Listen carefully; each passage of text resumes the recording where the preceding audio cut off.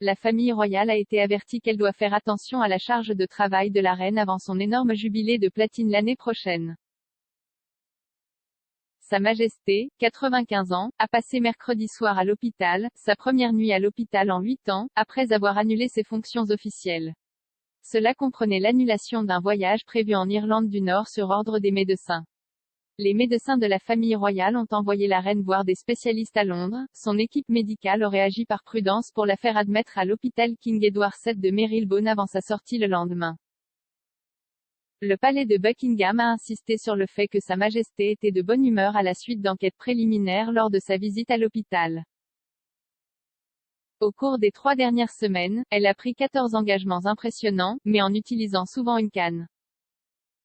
La semaine dernière, elle l'a utilisé à l'abbaye de Westminster et à Cardiff, mais il était introuvable lors du Global Investment Summit de mardi au château de Windsor.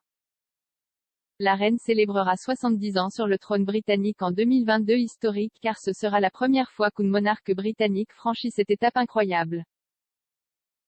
Mais le biographe royal Hugo Vickers a exhorté à la prudence, déclarant à Good Morning Britain, « Si vous regardez le programme qu'elle a fait, cela aurait épuisé presque n'importe lequel d'Enter News au cours des derniers jours. » Étant donné que l'année prochaine, elle a une très grosse année, le jubilé de platine pour marquer ses 70 ans sur le lancer, le palais, doivent faire attention, je pense, alors espérons qu'elle se repose un peu.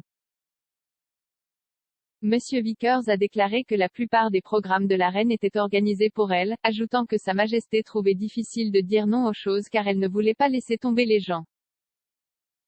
Mais l'expert royal a également averti, elle peut bien sûr dire non et parfois elle le fait, mais je pense que parfois, ils doivent vraiment réfléchir à la façon de rendre les choses aussi faciles que possible, obtenir une exposition maximale de la reine avec un minimum d'effort pour ne pas la fatiguer trop.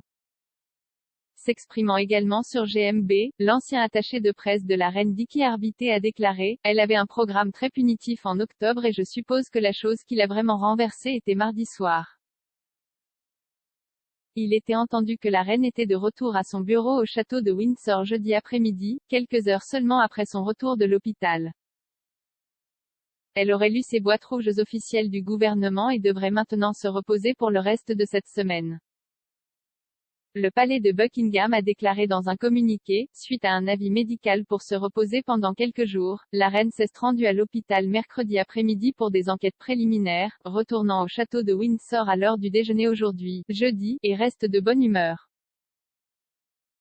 On pensait que Sa Majesté était restée à l'hôpital pendant la nuit car il était trop tard pour la ramener chez elle sur un trajet de 26 000. Il reste à espérer qu'elle pourra toujours assister au sommet COP26 sur le changement climatique avec les dirigeants mondiaux à Glasgow, qui commence le 1er novembre. La ministre des Soins du gouvernement, Gillian Keegan, a déclaré, « Nous étions tous inquiets d'entendre, mais absolument ravis qu'elle semble être en voie de guérison. C'est une femme absolument phénoménale et remarquable et je ne pense pas que nous reverrons quelque chose comme elle. »